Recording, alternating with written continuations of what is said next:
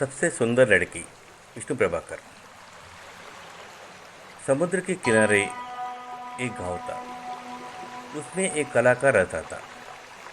वो दिन भर समुद्र की लहरों से खेलता रहता, जाल डालता और सीपियाँ बटोरता।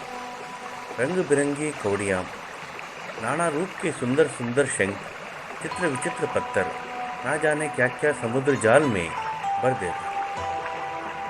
उनमें वह तरह तरह के खिलौने, तरह तरह के मालायम तैयार करता और पास के बड़े नगर में बेच आता।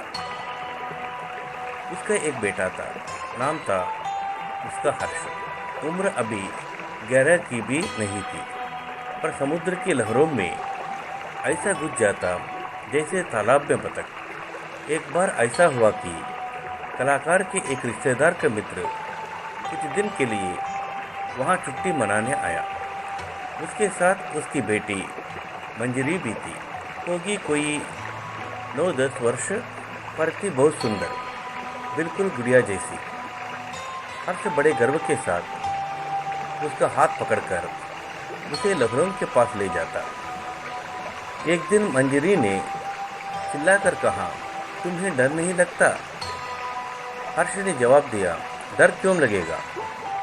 लहरें तो हमारे साथ खेलने आती हैं। और तभी एक बहुत बड़ी लहर दौड़ती हुई हर्ष की ओर आई।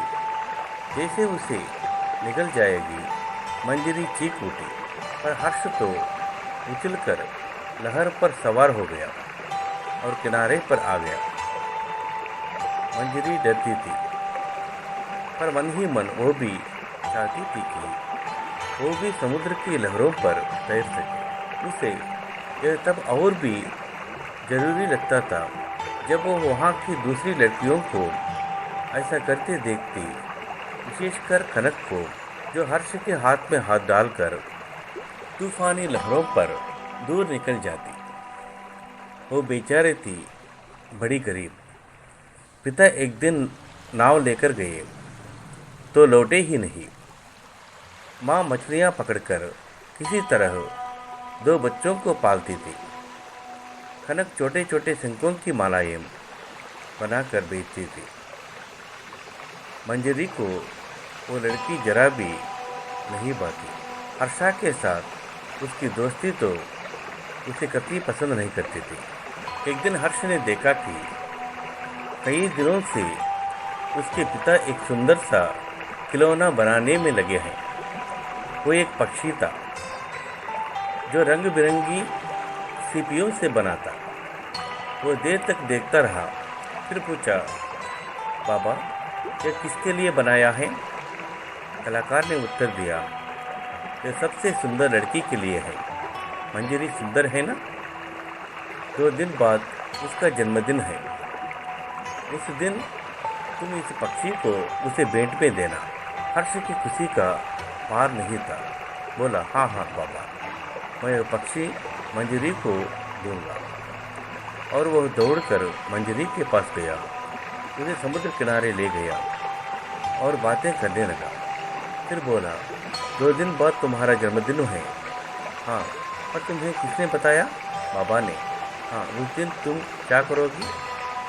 सवेरे उठकर नहा धोकर सबको प्रणाम करूँगी। घर पर तो सहेलियों को दावत देती हूँ। वे नाचती गाती हैं और इसी तरह बातें करते करते वे ना जाने कब उठे और दूर तक समुद्र में चले गए। सामने एक छोटी सी चट्टान थी। हर्ष ने कहा, आओ छोटी चट्टान तक चले। मंजरी काफ़ी निडर हो चली थी।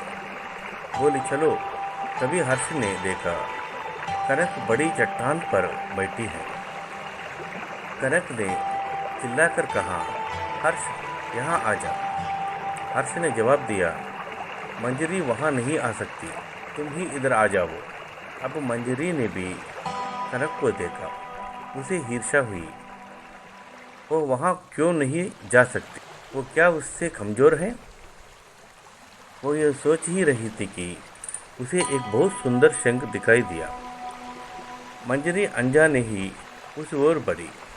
तभी एक बड़ा लहर ने उसके पैर उखाड़ दिया और वह बड़ी चट्टान की दिशा में लुढ़क गई। उसके मुंह में खरा पानी भर गया। उसे होश नहीं रहा कि सब आनन फानन में हो गया। हर्ष ने देखा और चिल्लाता हुआ वो उधर बढ़ा, पर तभी एक और लहर आई और उसने उसे मंजरी से दूर कर दिया। अब निश्चित था कि मंजरी बड़ी चट्टान से टकरा जाएगा, परंतु उसी क्षण कनक उस क्षुद्र लहर और मंजरी के बीच कूद पड़ी और उसे हाथ में थाम लिया। दूसरे ही क्षण तीनों छोटी चट्टान पर थे। कुछ देर हर्ष और कनक ने मिलकर मंजरी को हिलाया, छाती मली, पानी बाहर निकल गया। उसने आंखें खोलकर देखा। उसे जरा भी चोट नहीं लगी थी, पर वह बार बार कनक को देख रही थी। अपने जन्मदिन की पार्टी के अवसर पर वो बिल्कुल ठीक थी। उसने सब बच्चों को दावत पर बुलाया। सभी उसके लिए कुछ न कुछ लेकर आए थे। सबसे अंत में कलाकार की बारी आई। उसने कहा, मैंने सबसे सुंदर लड़की के लिए सबसे सुंदर खिलौना बनाया है। आप जानते हैं वो लड़की कौन है? वो है मंजरी। सबने खुशी से तालियां बजाई।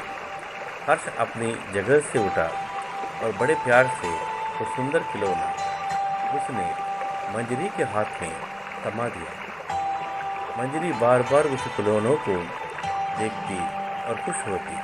तभी क्या हुआ, मंजरी अपनी जगह से उठी।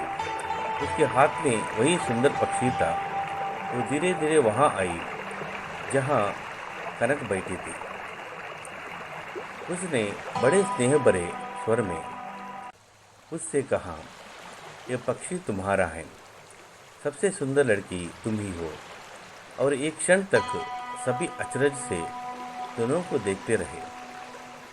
फिर जब समझे तो सभी ने मंजरी की खूब प्रशंसा की। कनक अपनी प्यारी प्यारी आंखों से बस मंजरी को देखे जा रही था और दूर समुद्र में लहरें चिल्ला चिल्लाकर उन्हें बधाई दे रही थी। प्रसिद्ध कहानीकार विष्णु प्रभाकर की मनमोहक कहानी।